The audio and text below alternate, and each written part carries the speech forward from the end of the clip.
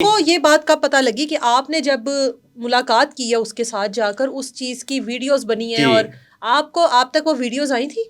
जी मेरे पर नहीं आई थी। तो कैसे पता लगा? वीडियोस बनी ना आपकी? जी वीडियो बनी। आपको कितने दिन बाद उसने वीडियोस का बताया है? तीसरे दिन बाद। 2 दिन हो गए मुलाकात को, तीसरे दिन आपको पता लगा वीडियोस है। उसने भेजी थी वीडियोस? हाँ जी नहीं दिखाई थी मुझे बुलाकर। अच्छा। अपने घर बुलाया और अच्छा। मुझे वीडियो दिखाई। अच्छा। वीडियो दिखाने के बाद मुझे कहती कि मैं वीडियो इसलिए तेरी बनाई है कि तू शादी तो भज ना जावे। अच्छा, शादी तो रिश्ता तो आप कर रहे थे उसके साथ? हाँ जी। लेकिन मैं उन्होंने क्या मैं कहा हाँ नहीं है मैं कहा भी जगर अगर मैं तेरे नाल गल पक्की कर ली रिश्ता सब कुछ तय हो गया मैं तेन अपने माँ बाप भैन भाइयों नाल मिलवा दिता अपने नैका नाल मिलवाता अपने नैका दी वालदा नाल भैनां नाल सारियां नाल मिलाता है। ठीक है गल शादी ते पक्की हो गई। मैं कहा तेनू फिर आपदे घर मैनू बुला के मेरा हम करके वीडियो बना के गंदी वीडियो बना के मैं कहा तू की विखाना चाहती से कि मैं गलत हाँ।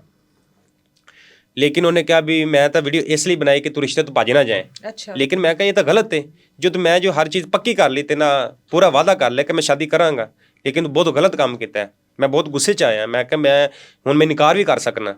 ठीक है लेकिन कहती जो अगर तू इनकार करेंगा मैं वीडियो तेरी सोशल मीडिया दे देंगे। उस वीडियो में वो खुद भी तो थी ना?